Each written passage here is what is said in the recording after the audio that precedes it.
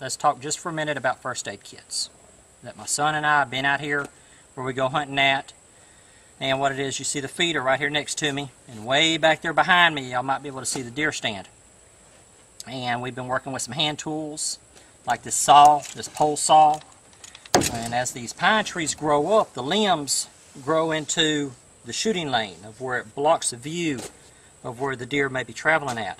So you take stuff like this pole saw or a chainsaw and you trim back some of the foliage so you'll be able to see the wildlife. And if you're not a hunter, then it provides a good way to get wildlife photography. But whenever we are probably about 30 minutes from the nearest hospital, probably about 30, yeah, about more like 45 minutes.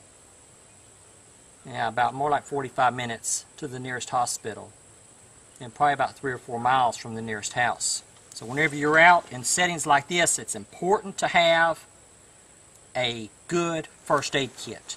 That if you're messing around with something like this or with a chainsaw and you cut yourself rather badly, or you have an injury, or somebody that's with you is injured, you need to be able to treat them on the scene, provide immediate first aid until you can get them to a hospital or some type of doctor. And I got this first aid kit from Red Flare Kits, and something like this is what I recommend that you keep inside of your truck or while you're out working around. Come on over here, I'll show it to you. Now, one thing about this type of kit is it looks like it's small, looks like it does not hold very much, but what we're going to do is it opens up. Notice that you have a splint for a broken arm, broken leg. Now, we covered how to treat broken bones in another one of my videos. So you have your makeshift splint right there on top, and then it folds open again. And notice that these are labeled: bleeding and CPR, fracture sprain, first aid medication, instruments, wound care, and burn blister. We have some sample containers, safety pins. We have scissors right here on top, tweezers,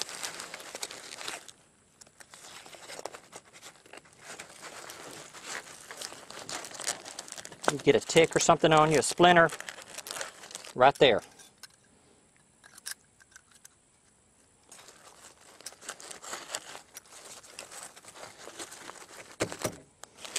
Thing, you have your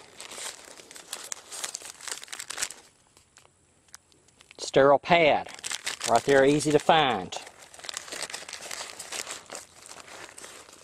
And I like how this is labeled with your bleeding CPR. So if you know, if you have somebody that's cut themselves with that saw, that pole saw that I just showed you, you open this kit up. All right, what do we have? Manual, fracture sprain, bleeding. Then we pull everything out. Gloves, personal protection equipment, face shield,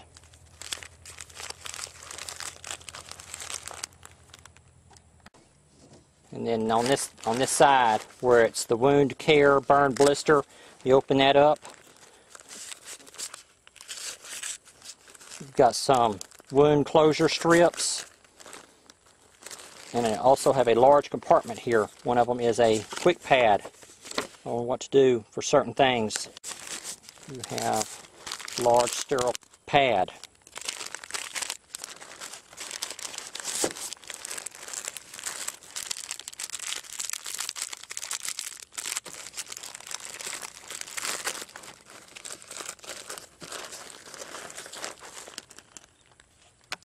And it's easy whenever you're putting together your own first aid kit. It's easy to overthink or overlook things that a medical professional may see on a regular basis. So you might want to consider getting one of these heavy-duty first aid kits to keep in your truck or take on one of your hiking camping trips. And that way you don't overlook something. You have just about everything that you need. You have your medical book. You have stuff that a doctor or a medical professional may consider that you need. where you may have overlooked it.